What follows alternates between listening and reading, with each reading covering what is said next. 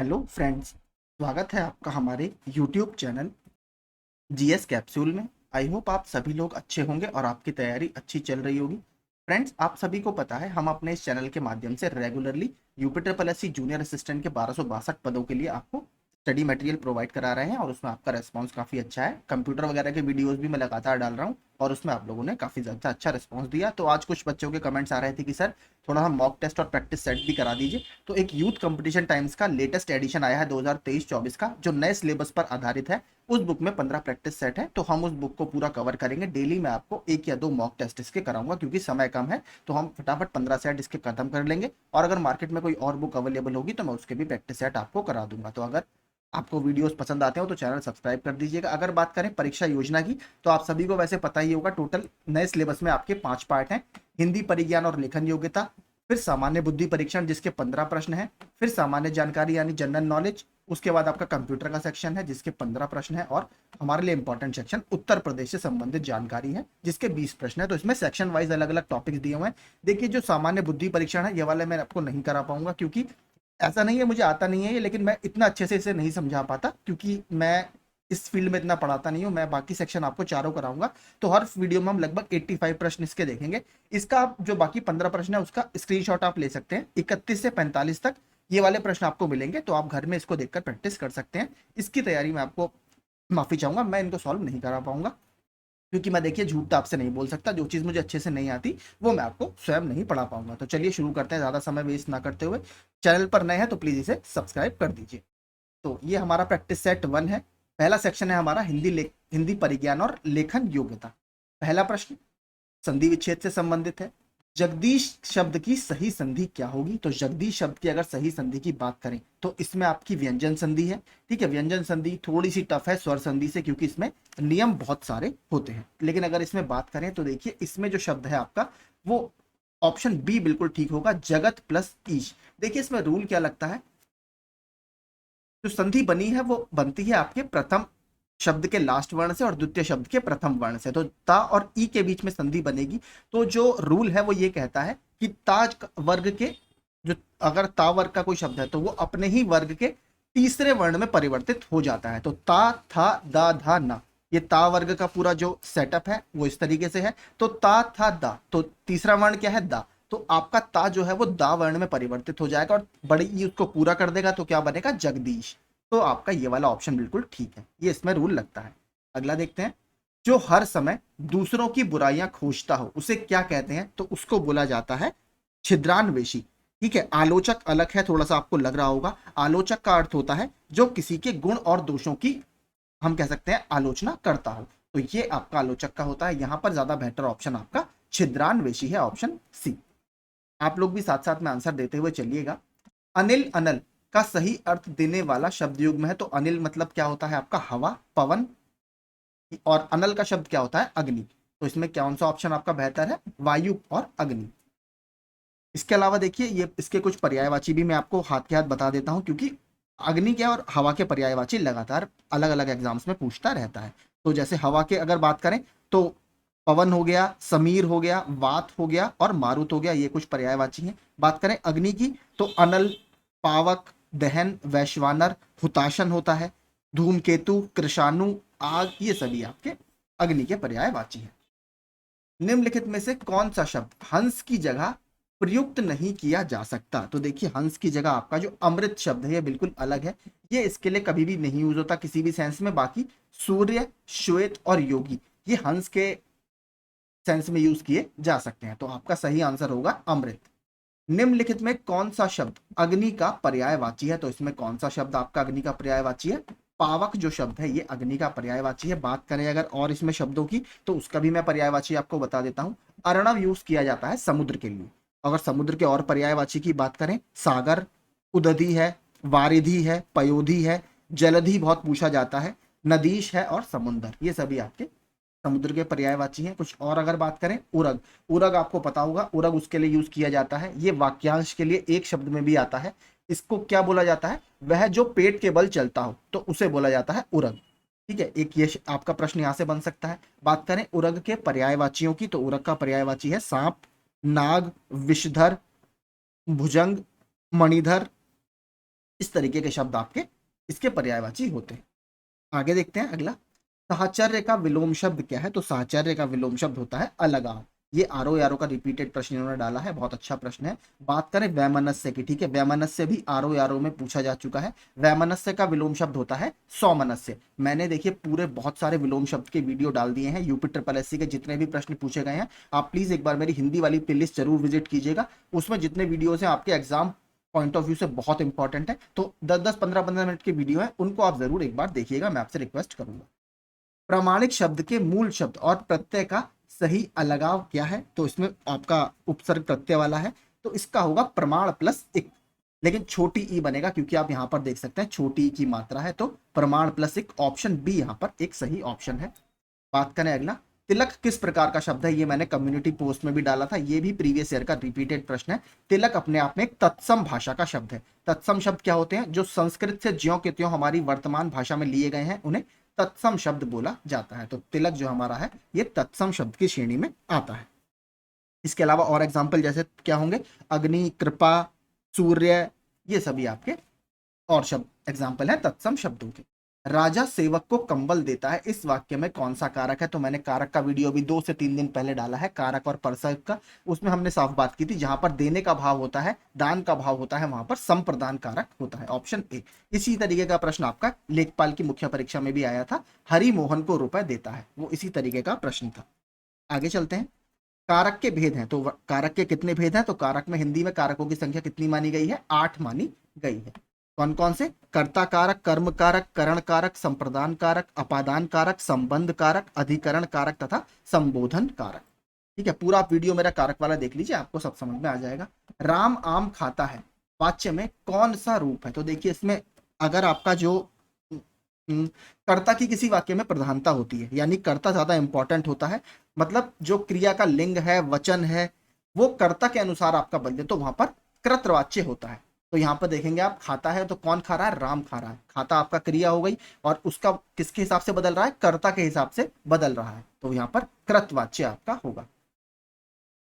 निम्नलिखित विकल्पों में से कौन सा वचन का जोड़ा सही नहीं है? तो अगर बात करें आटा, आटे, तो देखिए जो द्रव्यवाचक संज्ञाएं होती हैं, जैसे दूध है, तेल है, इसका तेलें ऐसा कोई बहुवचन नहीं बनता, ये हमेशा एक वचन में ही आपको दिखेंगी।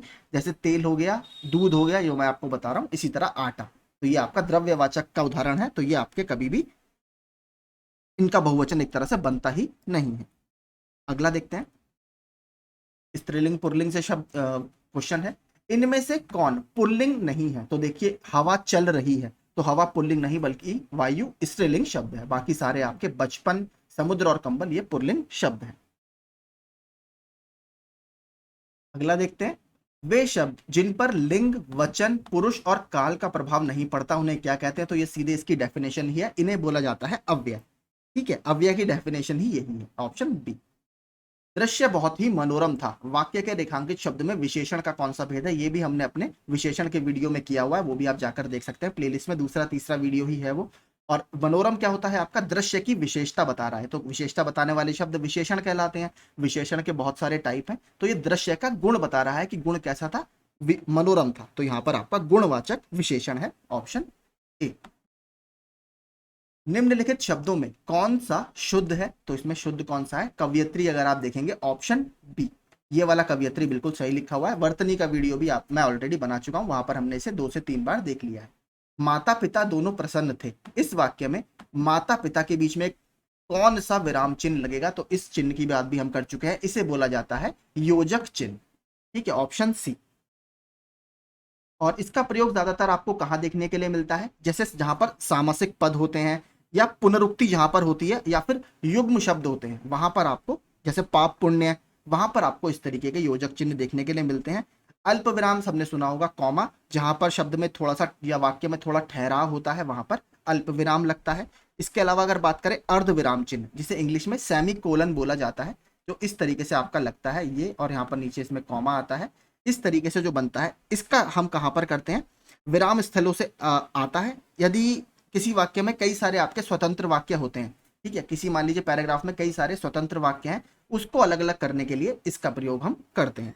बात करें निदेशक चिन्ह की, तो निदेशक चिन्ह को बोला जाता है इंग्लिश में डैश, इस तरीके से लगाया जाता है।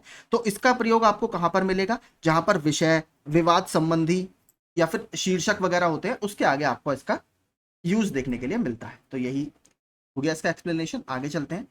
निम्न में कौन सा शब्द प्रयत्न और उच्चारण के आधार पर व्यंजन का वर्गीकरण नहीं है। तो इसमें देखिए जो उत्क्षिप्त है, ये प्रयत्न और उच्चारण के आधार पर व्यंजन के वर्गीकरण नहीं है। अगर आप कामता प्रसाद गुरु जी के बात करें, जो हिंदी के बहुत बड़े प्रकांड पंडित माने जाते हैं, तो हम कह सकते हैं प्रयत्न के आधार पर जो उन्होंने वर्गीकरण किया है वो होते हैं आपके आभ्यंतर प्रयत्न और बाह्य प्रयत्न। फिर इसके अंदर अंदर कई सारे हैं, लेकिन उत्क्षिप्त उसमें कोई भी वर्गीकरण नहीं है। हिंदी की पहली सवाक या बोलती हुई फिल्म आला मारा किस वर्ष रिलीज हुई थी। तो ये 1931 में रिलीज की गई थी। ठीक है, वैसे जीएस का प्रश्न है लेकिन हिंदी सेक्शन में इन्होंने डाल दिया है। इसके अगर हम निर्देशक की बात करें, डायरेक्टर की बात करें, तो वो थे अर्देशीर ईरानी जी, और मुंबई में ये लगी थी। ठीक है, मुंबई में। आगे चलते हैं। अंधा युग किसकी रचना है। तो बहुत फेमस बुक है, तो ये धर्मवीर भारती जी की रचना है। इसके अलावा अगर बात करें उनकी कुछ और रचनाओं की, तो उसमें क्या है, सात गीत वर्ष है, ठंडा लोहा, कनुप्रिया और देशांतर। देशांतर भी 2 से 3 एग्जाम्स में पूछी हुई है, याद रखिएगा। देशांतर भी धर्मवीर भारती जी की रचना है। अब बात करते हैं पैसेज की। अपठित गद्यांश आपसे पूछा जाएगा। लक्ष्मण ने अकृत्रिम भ्रातृ स्नेह के कारण बड़े भाई का साथ दिया। उन्होंने राजपाट छोड़कर अपना शरीर रामचंद्र को अर्पण किया। यह बहुत बड़ी बात है, पर उर्मिला ने, जो कि लक्ष्मण जी की वाइफ थी, इससे भी बढ़कर आत्मोत्सर्ग किया। उसने अपनी आत्मा की अपेक्षा अधिक प्यारा अपना पति राम जानकी के लिए दे डाला, क्योंकि वो भी उनके साथ वनवास पर चले गए थे।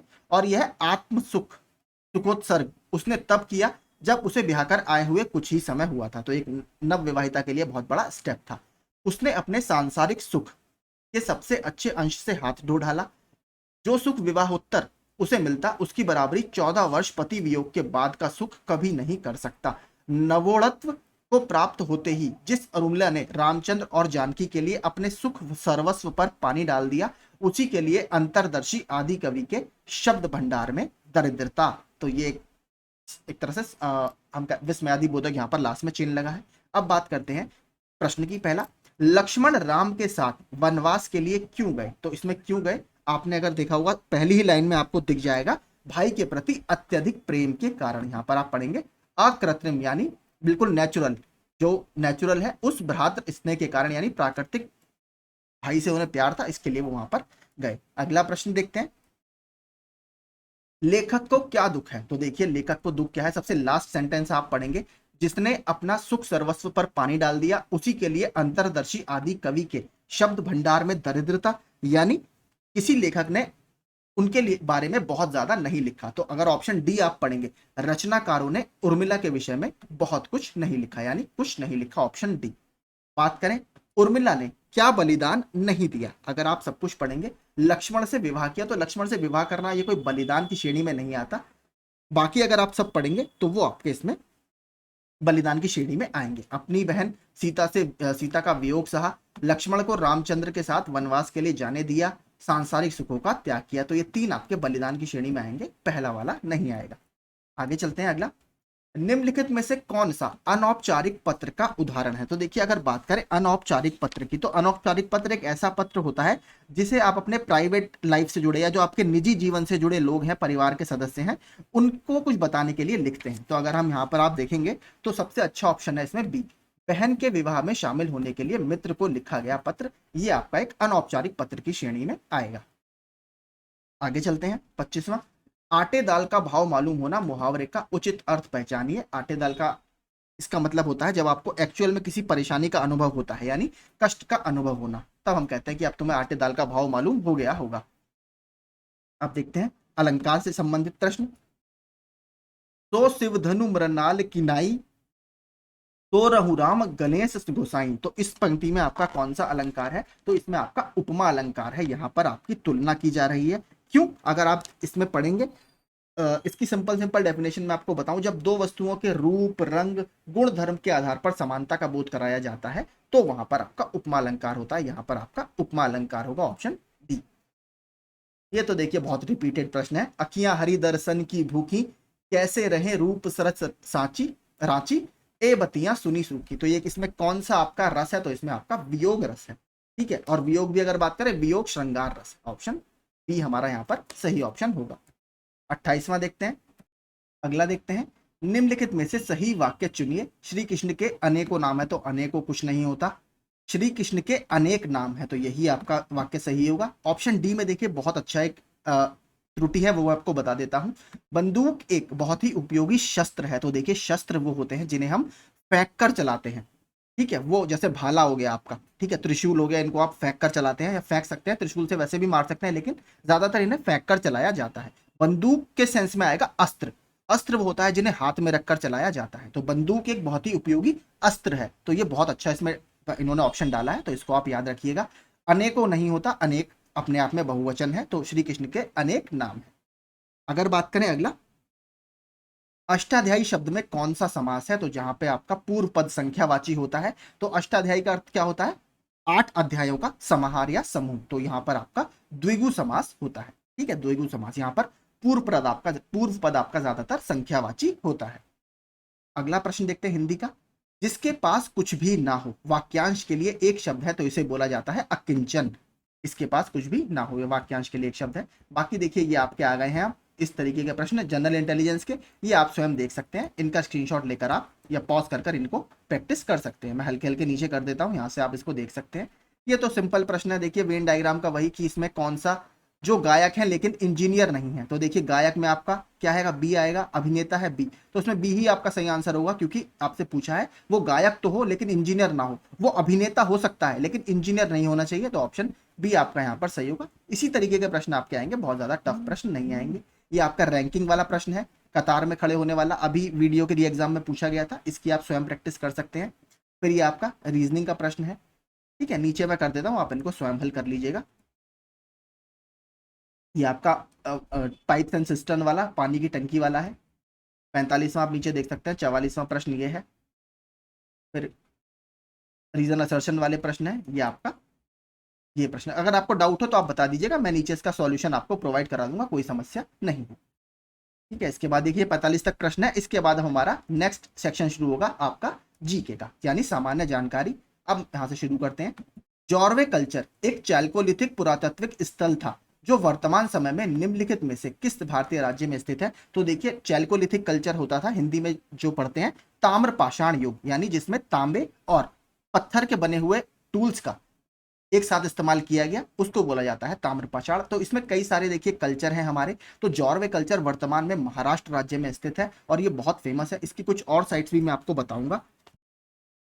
तो वर्तमान में ये जो साइट थी ये आपको मिलेगी, गोदावरी नदी की एक सहायक नदी है प्रवरा नदी, अहमदनगर डिस्ट्रिक्ट में, वहां पर ये वर्तमान में कल्चर मौजूद है। इसके अगर मैं आपको बताऊं और कुछ जो साइट है, जैसे एक चांदोली साइट है, सोनगांव साइट है, इनाम गांव है, नासिक, दायमाबाद, ये सारी साइट्स आपकी जॉर्वे कल्चर या जहां पर जॉर्वे संस्कृति के हमें अवशेष मिले हैं, इन इन जगह से मिले हैं। तो याद रखिएगा ये कहां पर, महाराष्ट्र में वर्तमान में स्थित है, गोदावरी की सहायक नदी प्रवरा के किनारे। और कब से कब तक इसका टाइम माना जाता है, 1400 ईसा पूर्व से 700 ईसा पूर्व तक इसका टाइम पीरियड माना जाता है।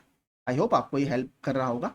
केवल्य कौन से धर्म से संबंधित है, तो देखिए दो शब्द पूछे जाते हैं, एक आता है निर्वाण, एक आता है केवल्य। निर्वाण आपका संबंधित है बौद्ध धर्म से, केवल्य आपका संबंधित है जैन धर्म से, मतलब लगभग दोनों का एक ही है। समाज की जो एक तरह से सुख सुविधाएं हैं उससे अपने आप को अलग कर लेना, state of highest bliss English में इसको बोला जाता है, यानी सारी इच्छाओं वगैरह से आपका निवारण हो जाना, यानी आप दुनिया से बिल्कुल अलग हो गए या आपने सबसे टॉप लेवल की जो शांति है, मोक्ष है, उसको प्राप्त कर लिया, ये आपका एक तरह से मतलब होता है।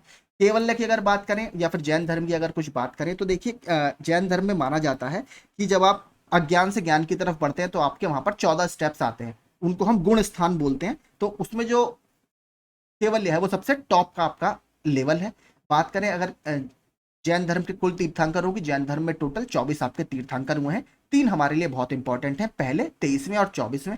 पहले जैन तीर्थंकर रहे हैं उनका नाम है ऋषभदेव जी, 23वें जैन तीर्थंकर थे पार्श्वनाथ जी, और 24वें जैन तीर्थंकर थे महावीर स्वामी जी। अगर बात करें महावीर स्वामी जी की, तो महावीर स्वामी जी को लगभग 42 वर्ष की आयु में जिम्बिक ग्राम में केवल ज्ञान की प्राप्ति हुई थी, और कौन सी नदी के किनारे, रिजुपालिका नदी के किनारे, ये आप याद रखिएगा, और साल के पेड़ के नीचे। आगे चलते हैं। Hindustan socialist Republican association HRSA का गठन किस वर्ष में अंग्रेजों को उखाड़ फेंकने के उद्देश्य से किया गया था? तो दिल्ली के फिरोज शाह कोटला में सन 1928 में इसका गठन किया गया था। इससे पहले देखिए, हिंदुस्तान रिपब्लिकन एसोसिएशन एक कानपुर में पहले ही संस्था चलती थी, उसको ही एक तरह से इंप्रूव कर कर हिंदुस्तान सोशलिस्ट रिपब्लिकन एसोसिएशन बनाई गई। चंद्रशेखर आजाद, भगत सिंह वगैरह इसके मेंबर थे। आगे चलते हैं।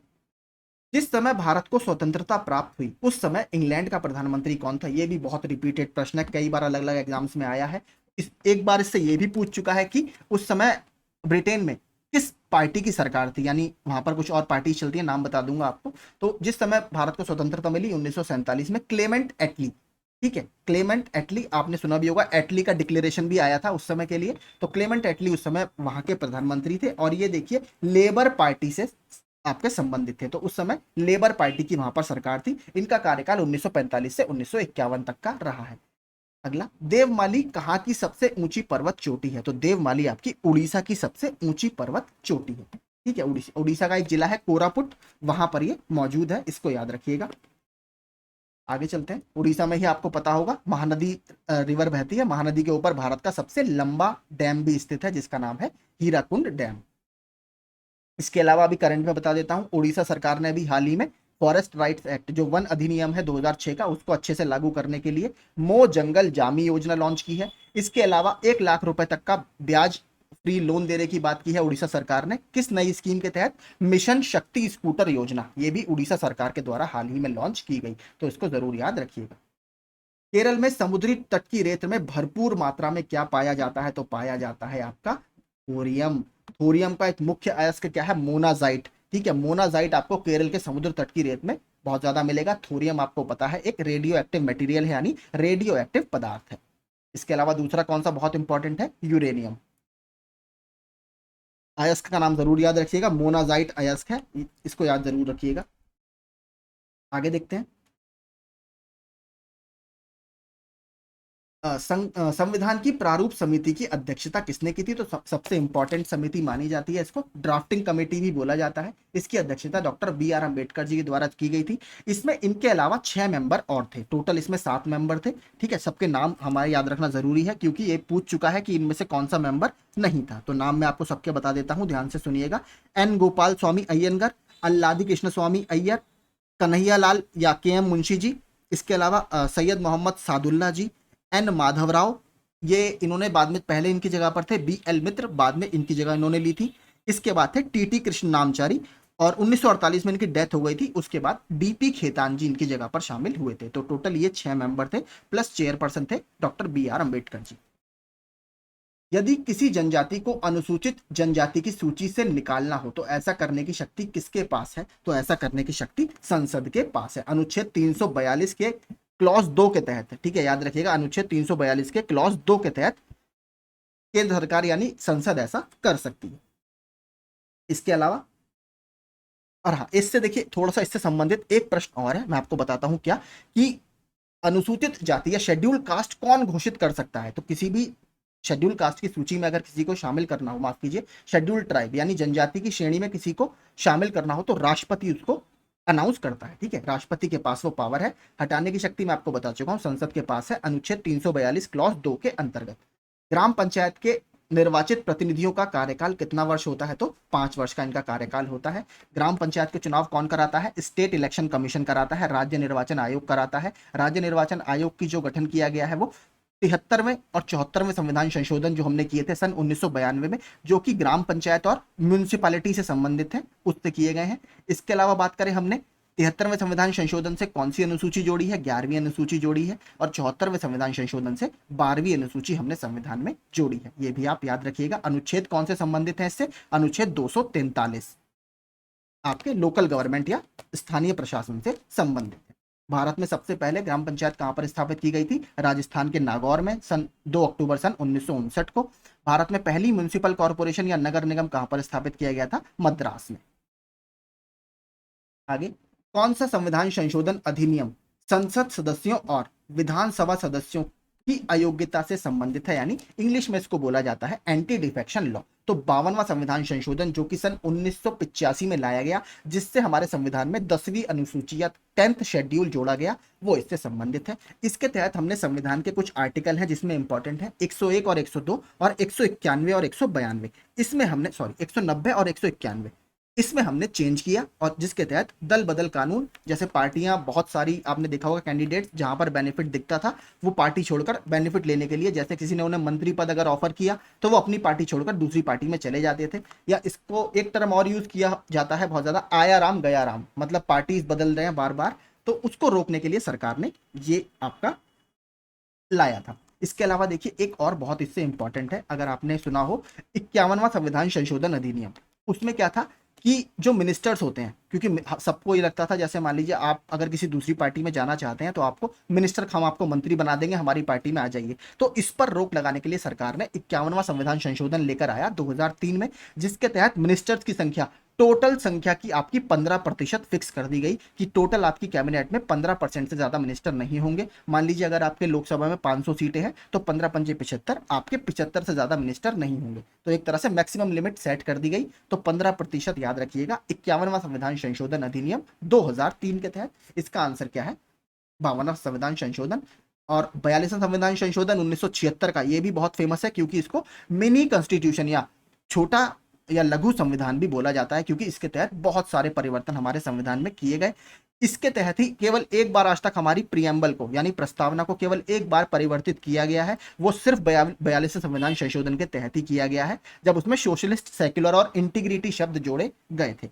इसके अलावा बात करें 44वां संविधान संशोधन सन 1978 में आया था, वो भी बहुत इंपॉर्टेंट है क्योंकि पहले जो संपत्ति का अधिकार था वो हमारे यहाँ एक मौलिक अधिकार था, उसी को 44वें संविधान संशोधन सन 1978 से हटाकर हमने लीगल राइट की श्रेणी में डाला है। अब वर्तमान में वो एक वैधानिक अधिकार है अनुच्छेद 300A के अंतर्गत। ठीक है, तो यही से संबंधित फैक्ट से आगे चलते हैं।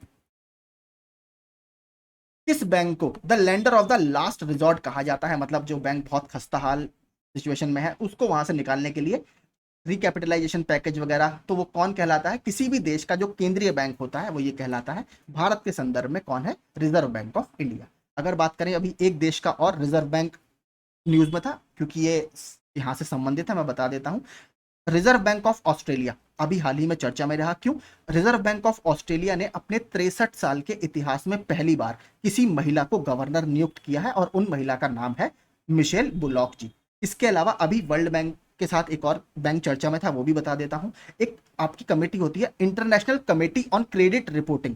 ठीक है, इसमें इसको वर्ल्ड बैंक वगैरह मैनेज करते हैं। तो वर्ल्ड बैंक ने अप्रूव किया है हाल ही में बैंक ऑफ इजराइल को, यानी इजराइल का जो नेशनल बैंक है उसको वर्ल्ड बैंक ने अप्रूव कर दिया है कि आप यहां पर जाकर या इस कमेटी के मेंबर बन सकते हैं। International committee on credit reporting, तो आपसे सीधे पूछ सकता है कि हाल ही में international committee on credit reporting का हिस्सा कौन सा बैंक बना है? तो बैंक ऑफ इजराइल बना है। ठीक है, मैं करंट भी देखिए यहाँ से लिंक करता हुआ चल रहा हूँ, आपकी तैयारी बेहतर हो सकती है। इस पंचवर्षीय योजना को अर्थव्यवस्था के उदारीकरण के रूप में भी जाना जाता है। तो एलपीजी रिफॉर्म्स, लिबरलाइजेशन, प्राइवेटाइजेशन और ग्लोबलाइजेशन कब आए थे? 1991 के रिफॉर्म्स बोले जाते हैं, और ये हमारी 8वीं पंचवर्षीय योजना के कार्यकाल के दौरान हुआ था। और अगर बात करें इसका मुख्य सबसे ज्यादा फीचर क्या था, तो इन्होंने जो लाइसेंस राज था उसे खत्म किया, प्राइवेट कंपनीज के लिए भारत में दरवाजे खोले, एफडीआई वगैरह भारत में आने लगा, तो एक तरह से ग्रोथ रेट जो है वो ट्रिगर हुआ भारत में। आगे चलते हैं। निम्नलिखित में से कौन भारत रत्न पुरस्कार प्राप्त करने वाले पहले भारतीय थे? तो सबसे पहले भारत रत्न पुरस्कार किसको दिया गया? तो आप सभी को पता है, भारत रत्न भारत का सर्वोच्च नागरिक पुरस्कार है। पहला पॉइंट तो हमारा यही है। और सबसे पहले किसको मिला था?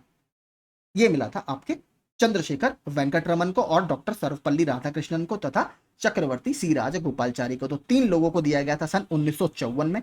इसमें आपके कौन से दिखेंगे? आपके चंद्रशेखर वेंकट रमन। ठीक है, मैं फिर बता रहा हूं, भारत का सर्वोच्च नागरिक पुरस्कार है। अगर किसी ने कला, साहित्य, विज्ञान, समाज सेवा, खेल के क्षेत्र में उल्लेखनीय और असाधारण कार्य किया है तो उसके लिए आपको यह दिया जाता है। और सबसे पहले किसने दिया था? भारत के जो प्रथम राष्ट्रपति थे डॉक्टर राजेंद्र प्रसाद जी, उनके द्वारा 3 लोगों को दिया गया था। किसको? डॉक्टर चंद्रशेखर वेंकट रमन, डॉक्टर सर्वपल्ली राधाकृष्णन और चक्रवर्ती सी राजागोपालचारी जी को। यहां पर आपको एक ही ऑप्शन में मिलेंगे, चंद्रशेखर वेंकट रमन जी। 1954 सन याद रखिएगा। किस वैज्ञानिक ने अति लघु रेडियो तरंगों का आविष्कार किया था? तो अति लघु रेडियो तरंगों का आविष्कार किसने किया था? जेसी बोस, आपका जगदीश चंद्र बोस ने। Option C. हाइगेंस तो आपने पढ़ा होगा, हाइगेंस की द्वितीयक तरंगिकाओं का सिद्धांत है, या secondary Huygens theory of secondary wave front है, तो इसका अलग है। बाकी न्यूटन को तो सभी जानते हैं, ग्रेविटेशन वगैरह के लिए, गुरुत्वाकर्षण की खोज के लिए जाना जाता है। जे जे टॉमसन क्यों फेमस है? इलेक्ट्रॉन की खोज के लिए, ठीक है, याद रखिएगा, इलेक्ट्रॉन की खोज के लिए ये फेमस है। हेलीकॉप्टर का आविष्कार किसने किया था? बहुत ज्यादा फेमस है अगर बात करें तो रूस में देखिए एक इंसान थे, इवानोविच सिकोर्स्की, ठीक है, ऑप्शन बी, इवानोविच सिकोर्स्की। ये रूस में बहुत लीडिंग, एक कह सकते हैं आप, बहुत अग्रणी वैज्ञानिक थे विमानन के क्षेत्र में, एविएशन के क्षेत्र में, तो उन्हीं ने इसका आपका आविष्कार किया था। अगर बात करें कोपरनिकस की, तो आपने पता होगा कोपरनिकस ने सोलर सिस्टम वगैरह में काफी ज्यादा काम किया है।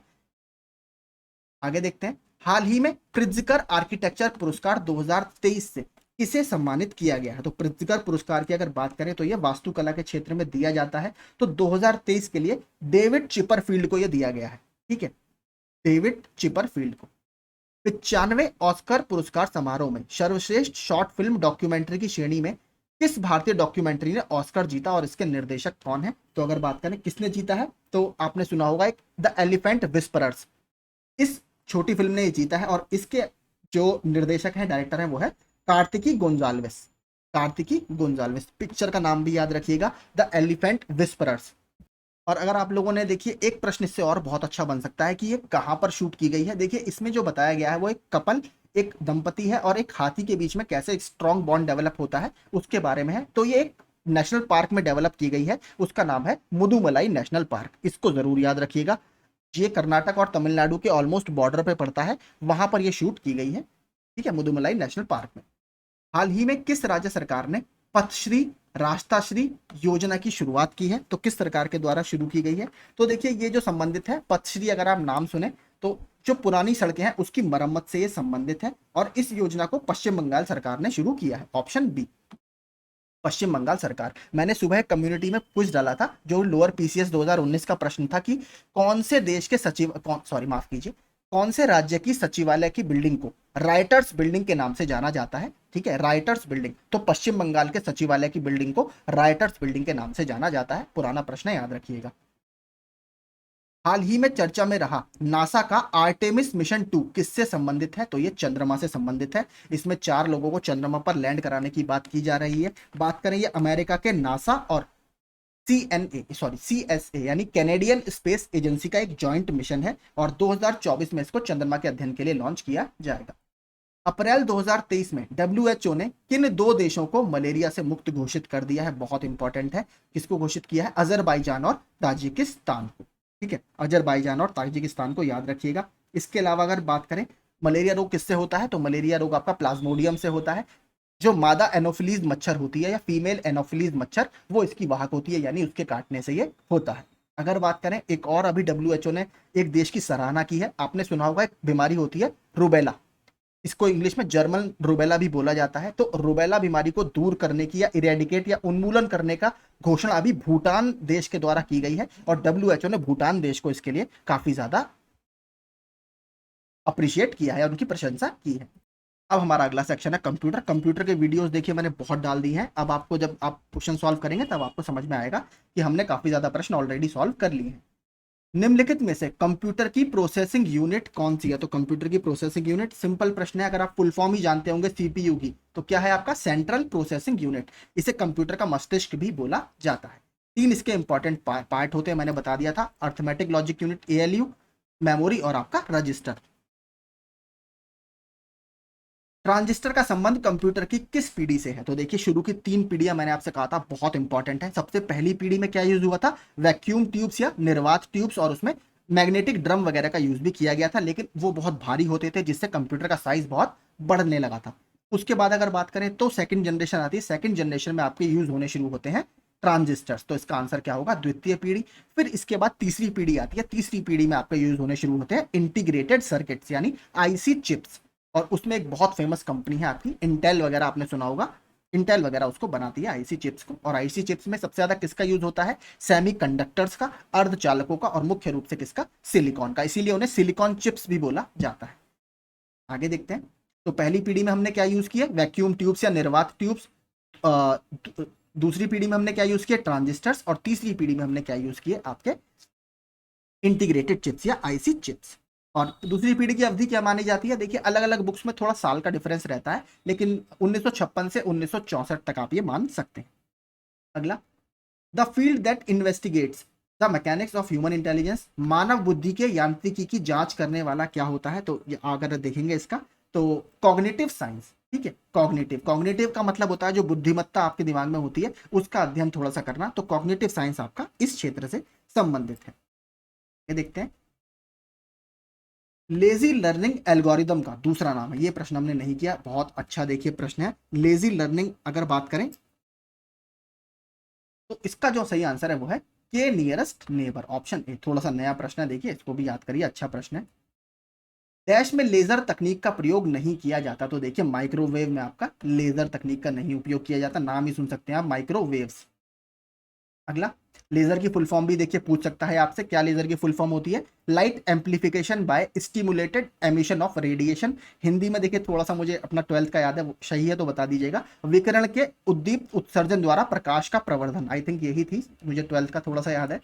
ठीक है, लेकिन इंग्लिश में आसान ज्यादा है, light amplification by stimulated emission of radiation. इसी तरह से दो और पूछी जाती हैं, दोनों बता देता हूं। एक है रडार की, रडार की क्या होती है, रेडियो डिटेक्शन एंड रेंजिंग। ठीक है, याद रखिएगा, रेडियो डिटेक्शन एंड रेंजिंग। इसके अलावा एक और आता है आपका लिडार, तो लिडार की क्या होती है, लाइट डिटेक्शन एंड रेंजिंग। और इसी से संबंधित एक पानी के अंदर जो इक्विपमेंट यूज होता है उसमें यूज होती है सोनार, उसका मतलब होता है साउंड नेविगेशन एंड रेंजिंग। तो ये सारे शब्द आपके इसी से मिलते जुलते हैं, मैंने आपको यहां पर बता दिए। और अगर बात करें लेजर के इन्वेंटर की, तो लेजर को जो इन्वेंट किया है, जो प्रथम इस पर ज्यादा काम करना शुरू किया, वो है थियोडोर मेइमान। ठीक है, थियोडोर मेइमान, ये याद रखिएगा। अगला देखते हैं, who has created Lisp the programming language for artificial intelligence. देखिए ये हमने किया था एसएससी वाली बुक में, उसमें आपको याद होगा लिस्प की फुल फॉर्म हमसे पूछी गई थी।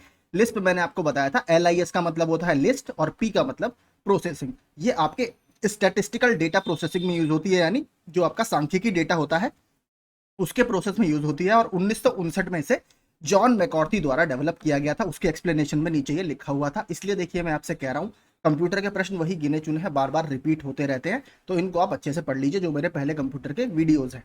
अगला, ये देखिए एक नया प्रश्न है, ये हमने नहीं किया था। कंप्यूटर शब्दावली में IDN का पूर्ण रूप क्या है, तो इसका पूर्ण रूप है इंटरनेशनलाइज्ड डोमेन नेम। तो देखिए आपने सुना होगा एक आस्काई कोड होता है, तो जो गैर आस्काई वर्णों वाले अंतरराष्ट्रीय डोमेन नेम होते हैं उसके लिए ये यूज किया जाता है। आस्काई की फुल फॉर्म भी बहुत पूछता रहता है, ASCII इसको लिखा जाता है, American standard code for information interchange, ये याद रखिएगा, ये भी पूछता रहता है। अगला, निम्नलिखित में से कौन सी सेवा इंटरनेट उपयोगकर्ताओं को कॉल प्राप्त करने के लिए सुसज्जित किसी भी पीसी से इंटरनेट पर बात करने की अनुमति देती है, तो ऑप्शन देखते हैं, VoIP होना चाहिए वैसे तो देखिए जो VoIP होता है इसका पूरा नाम क्या होता है, वॉइस ओवर इंटरनेट प्रोटोकॉल। तो यही आपका यूज किया जाता है, किसी किसी फोन में भी देखा होगा आपने, ऊपर ये लिखा आता रहता है जहां पर आपका सिग्नल वगैरह रहते हैं। तो व्हाट इज द शॉर्टकट की टू, अगला देखते हैं, MS वर्ड में फॉन्ट डायलॉग बॉक्स ओपन करने के लिए शॉर्टकट कुंजी क्या है, तो कंट्रोल D का इसमें यूज किया जाता है। देखिए अगर बात करें और ऑप्शंस जो इसमें है, ऑल्ट F, तो ऑल्ट F का उपयोग किस लिए किया जाता है, जो आपका फाइल मेन्यू होता है या फाइल टैब को ओपन करने के लिए किया जाता है। बात करें कंट्रोल F की, जो ऑप्शन D है, तो कंट्रोल F का उपयोग आपका जो फाइंड डायलॉग बॉक्स आपका होता है, फाइंड मतलब सर्च करना, उसके लिए यूज किया जाता है। जैसे MS वर्ड में अगर आपको कुछ सर्च करना है तो आप कंट्रोल F दबाकर उस वर्ड तक सीधे पहुंच सकते हैं। बात करें कंट्रोल आई, एक और यूज किया जाता है कंट्रोल आई, तो उसको भी याद रखिएगा। तो आपने देखा होगा जो वर्ड आपके टेढ़े हो जाते हैं, थोड़ा स्टाइल से अगर आपको लिखना होता है, इटैलिकाइज्ड जो वहां पर लिखा रहता है, इटैलिक शब्द में थोड़ा टेढ़े वर्ड जो लिखे रहते हैं डिजाइन में, उसके लिए कंट्रोल आई का यूज किया जाता है। तो यही आपके शॉर्टकट का कुछ यूज होते हैं। निम्नलिखित विधि में से कौन सा तरीका दाएं संरेखित करने के लिए इस्तेमाल किया जाता है, यानी आपको टेक्स्ट को राइट अलाइन करने के लिए यूज किया जाता है, तो सिंपल है आपका कंट्रोल R। थोड़ा सा भी अगर आपने काम किया होगा तो इस तरीके का प्रश्न आप कर लेंगे वर्ड पर। कंप्यूटर पर लॉगिन नाम और पासवर्ड के सत्यापन को किस नाम से जाना जाता है, तो इसे सिंपल है ऑथेंटिकेशन हम बोलते हैं। आपने देखा भी होगा 2 स्टेप ऑथेंटिकेशन, 2 स्टेप या 2 स्टेज ऑथेंटिकेशन, कई कई बार मेल भी आपको आता है कि आप अपना 2 स्टेज ऑथेंटिकेशन ऑन कर लीजिए। जैसे एक में आपका पासवर्ड होता है, फिर एक में उसको मोबाइल से आपके लिंक कर दिया जाता है, तो इस तरीके के प्रोसेस को ऑथेंटिकेशन बोला जाता है। निम्नलिखित में से कौन सा स्प्रेडशीट का एक उदाहरण है? सीधे एसएससी की जो बुक हमने पढ़ी थी वहां से आया था। मैंने आपको कहा था अगर आपसे स्प्रेडशीट पूछे या आपसे एमएस एक्सेल पूछे तो वो आपका स्प्रेडशीट का ही उदाहरण है। तो माइक्रोसॉफ्ट एक्सेल आपका स्प्रेडशीट का उदाहरण है। और माइक्रोसॉफ्ट एक्सेल आपका क्या है? ये एक एप्लीकेशन सॉफ्टवेयर है, ये भी याद रखिएगा। Who invented email? अब देखिए दोस्त, यहाँ पे बहुत इंपॉर्टेंट इसमें ऑप्शन है। इसका देखिए ईमेल का जो इन्वेंटर है वो माना जाता है आपका वी ए शिवा अय्यादुराई जी को, ऑप्शन डी। अब बात करें अगर टिम बर्नर्स ली, ये क्यों चर्चा में थे? कल था 1 अगस्त और 1 अगस्त को हमारा वर्ल्ड वाइड वेब डे मनाया जाता है क्योंकि इसी दिन 1989 को टिम बर्नर्स ली ने वर्ल्ड वाइड वेब की खोज की थी और ये एक यूरोपियन साइंटिस्ट रहे हैं, इसको भी याद रखिएगा। ठीक है, तो 1 अगस्त को हमारा वर्ल्ड वाइड वेब दिवस मनाया जाता है और उसकी खोज टिम बर्नर्स ली ने की थी 1989। आगे चलते हैं। एंड्रॉइड ऑपरेटिंग सिस्टम किस पर आधारित है? तो एंड्रॉइड आपको पता है मोबाइल वगैरह होते हैं, एंड्रॉइड स्मार्ट टीवी जो होते हैं वो भी आपका एंड्रॉइड पर है, तो ये लिनक्स पर आधारित है। ठीक है, लाइनक्स पर। बात करें देखिए एमएस वर्ड की, ये तो ऑप्शन आप सीधे एलिमिनेट कर दीजिए क्योंकि सवाल में आपसे ऑपरेटिंग सिस्टम पूछा है। एमएस वर्ड ऑपरेटिंग सिस्टम है ही नहीं। आईबीएम क्या है? आईबीएम भी कंपनी है, इंटरनेशनल बिजनेस मशीन, तो ये आपका ऑपरेटिंग सिस्टम के उदाहरण है ही नहीं। ये आपके एमएस वर्ड आपका एप्लीकेशन सॉफ्टवेयर का उदाहरण है। तो विंडोज आपका ऑपरेटिंग सिस्टम है और लिनक्स ऑपरेटिंग सिस्टम है, लेकिन एंड्रॉइड पूछा है आपसे, वो लिनक्स के कर्नेल पर बेस्ड है। निम्नलिखित में से कंप्यूटर का मूल कार्य क्या है? तो कंप्यूटर के देखिए इनपुट, स्टोरेज, प्रोसेसिंग, ये सारे ही आपके कंप्यूटर के कार्य हैं, तो 80 का होगा डी। अब हमारा जो आखिरी सेक्शन है वो है उत्तर प्रदेश की सामान्य जानकारी। तो पहला प्रश्न है केंद्रीय पक्षी अनुसंधान संस्थान यानी सेंट्रल एवियरी रिसर्च इंस्टीट्यूट कहां पर है? तो बरेली के पास इज्जत नगर में ये स्थित है। ठीक है, और अगर आपसे पूछे आईवीआरआई यानी inter Indian veterinary research institute, वो कहां पर है? तो वो भी आपका बरेली में ही स्थित है। आगे चलते हैं। उत्तर प्रदेश का सबसे घना बसा जिला कौन सा है? तो सबसे ज्यादा पॉपुलेशन डेंसिटी यानी जनसंख्या घनत्व हमें कहां पर मिलता है? तो सबसे ज्यादा जनसंख्या घनत्व वर्तमान में है गाजियाबाद का, जो है 3971। सेकंड रैंक आती है वाराणसी की, जो है 2395। ठीक है, याद रखिएगा दोनों को। तो इसका आंसर है गाजियाबाद। निम्नलिखित में से किस राज्य में भारत के प्रथम अमृत सरोवर का उद्घाटन किया गया था? तो उस समय माननीय जो मंत्री थे मुख्तार अब्बास नकवी जी, उनके द्वारा उत्तर प्रदेश के रामपुर में, जो कि पश्चिमी उत्तर प्रदेश में स्थित है, जहां से आजम खान आपके विधायक भी रहे हैं, वहां पर ये लॉन्च किया गया था उत्तर प्रदेश के रामपुर में। गोकुल ग्राम योजना का संबंध किससे है? तो गोकुल देखिए समझ गए होंगे आप, ये जो मवेशी वगैरह होते हैं, गाय वगैरह, उनसे संबंधित है। तो देखिए इसमें क्या होता है, ये संबंधित है आर्टिफिशियल इंसेमिनेशन से, मतलब कृत्रिम गर्भाधान से ये संबंधित है। इसका फायदा क्या होता है? मतलब ताकि जो गाय की नस्लें हैं, जो गोवंश है, वो उनकी अच्छी नस्लों को इससे प्रमोट किया जा सके। तो ये उत्तर प्रदेश से संबंधित है। आगे चलते हैं। 85वां, उत्तर प्रदेश के लोकायुक्त निम्नलिखित में से किसे अपना त्यागपत्र संबोधित करेंगे? तो उत्तर प्रदेश के राज्यपाल को। तो लोकपाल से संबंधित उत्तर प्रदेश के रेस्पेक्ट में कुछ इंपॉर्टेंट फैक्ट्स देखते हैं। तो पहला प्रश्न तो आपसे यही पूछा गया है कई बार कि उत्तर प्रदेश के लोकायुक्त का कार्यकाल कितना होता है? तो उत्तर प्रदेश के लोकायुक्त का कार्यकाल 8 वर्ष का है, याद रखिएगा। 6 भी देगा ऑप्शन में, 5 भी देगा, लेकिन 8 वर्ष का कार्यकाल है उत्तर प्रदेश के लोकायुक्त का। बात करें उत्तर प्रदेश के प्रथम लोकायुक्त कौन थे? तो वो थे माननीय विशंभर दयाल जी।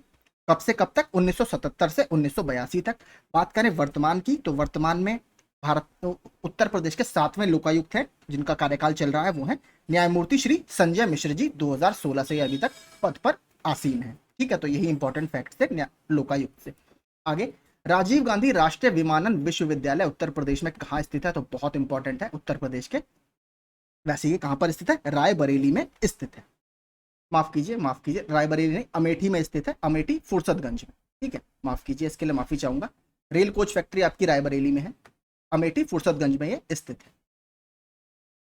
निम्नलिखित में से कौन सी जनजाति उत्तर प्रदेश और उत्तराखंड से संबंधित है? तो उत्तर प्रदेश की जो तराई बेल्ट है और उत्तराखंड के कुछ डिस्ट्रिक्ट जिसमें उधम सिंह नगर आता है, अगर आपने नाम सुना हो, खटीमा, ठीक है, और किच्छा, सितारगंज, ये वाले जो डिस्ट्रिक्ट हैं, यहाँ पर आपको थारू जनजाति देखने के लिए मिलेगी। ठीक है, थारू, ऑप्शन बी।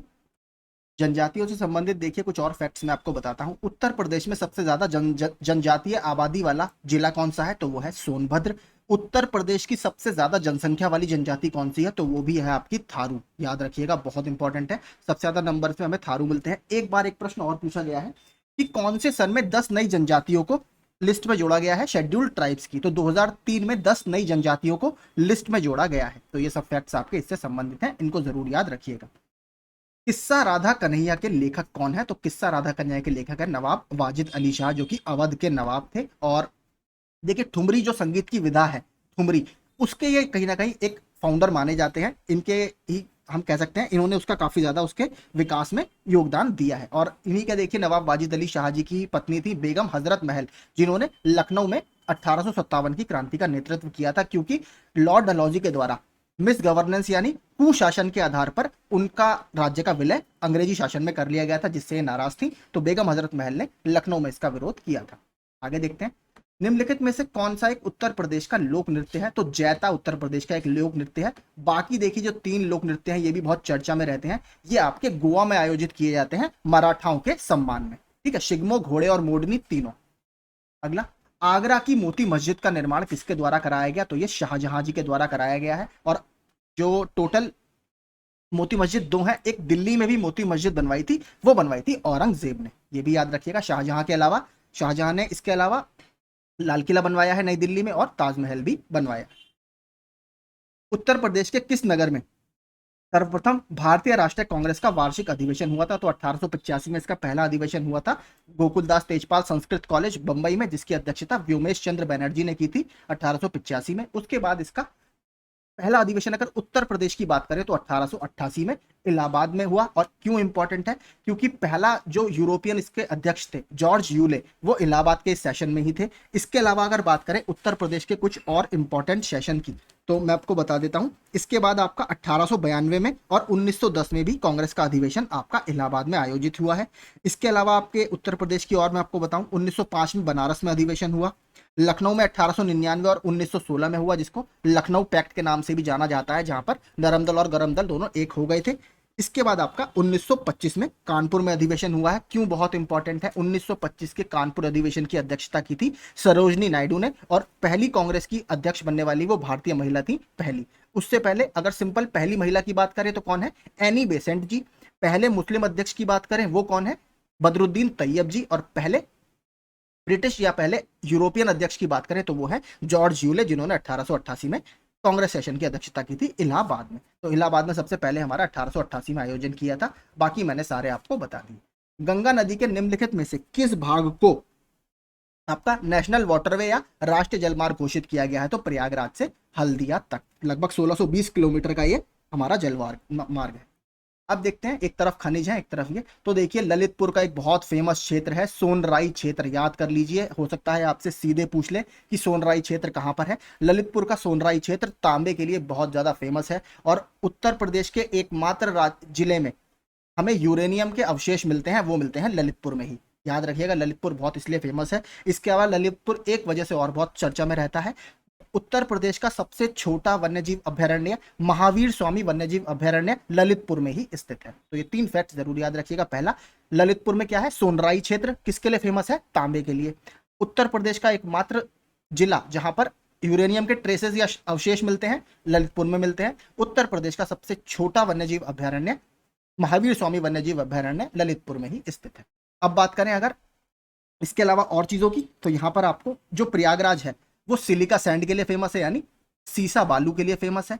बात करें सोनभद्र की, तो सोनभद्र आपका चूना पत्थर या आपके लाइमस्टोन के लिए फेमस है। और Mirzapur non plastic fire clay के लिए फेमस है। अगला देखते हैं, तो इसमें अगर आप ऑप्शन मिलाएंगे तो कौन सा हमारा ऑप्शन सही होगा? Option D. अगला, निम्नलिखित में से कौन सा जोड़ा सही सुमेलित नहीं है? अलीगढ़ ताले बिल्कुल ठीक है। मुरादाबाद पीतल बिल्कुल ठीक है, इसे पीतल नगरी के नाम से भी जाना जाता है। फिरोजाबाद आपका चूड़ियों के लिए फेमस है, बिल्कुल ठीक है। और मेरठ आपका चाकू के लिए नहीं। मेरठ देखिए या तो खेल के सामान आपको ऑप्शन में मिलेगा, वरना कैंचियां वगैरह भी मेरठ में बहुत ज्यादा बनती हैं। अगर बात करें चाकू की, तो आपको मैंने बताया था अमृत सरोवर पहला कहां पर बना है? रामपुर में। और रामपुरी चाकू के बारे में आपने काफी सुना होगा। तो रामपुर चाकू के लिए फेमस है, मेरठ खेल के सामान के लिए और कैंचियों के लिए। हस्त निर्मित कागज का निर्माण उत्तर प्रदेश में निम्नलिखित में से कहां पर होगा? तो आपका उत्तर हस्त निर्मित कागज आपको मथुरा में मिलेंगे, जालौन जो कि कालपी के नाम से भी जाना जाता है, यहां पर आपको कागज के उद्योग है। और कुछ पेपर मिल्स आपको सहारनपुर में भी देखने के लिए मिलेंगी। ठीक है, तो यहां पर आपका जो सबसे बेहतर ऑप्शन होगा क्या होगा? Jalaun, option D. गीडा क्या है? यानी GIDA। तो GIDA का मतलब होता है गोरखपुर इंडस्ट्रियल डेवलपमेंट अथॉरिटी, यानी गोरखपुर औद्योगिक विकास प्राधिकरण, ऑप्शन बी। 97 देखते हैं, आर्यभट्ट नक्षत्रशाला कहाँ पर स्थित है? तो आर्यभट्ट नक्षत्रशाला रामपुर में स्थित है। इसके अलावा देखिए कुछ और नक्षत्रशालाएं जो उत्तर प्रदेश में है। एक तो इंदिरा गांधी नक्षत्रशाला है, वो लखनऊ में स्थित है। वीर बहादुर सिंह नक्षत्रशाला वो गोरखपुर में स्थित है।